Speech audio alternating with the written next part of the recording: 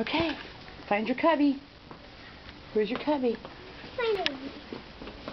Remember where your backpack goes? Yeah. Where my backpack goes? Right here, baby. Go ahead. Where is it? Your cup. Here's your name. Right there. But that's not. Nope. But remember we put your coat there and your backpack underneath. Aubrey, you Where can... my coat goes? Huh? Where my coat goes? Where'd you find your name? I can't get. I'll help you. Let Aiden get his jacket first. And it goes right on the hook, Aiden. What goes up here? That's for Katie. That's for Katie. That's her cubby. Okay, let's find Aubrey's. You hang up your coat.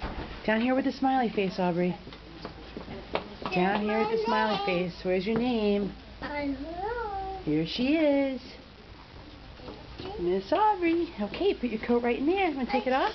I can't. Where's Aubrey? Is Aubrey right here? Yeah.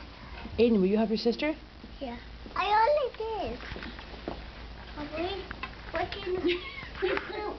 No, you don't have to take that off. You can keep that on, baby. No, I don't want to. You don't?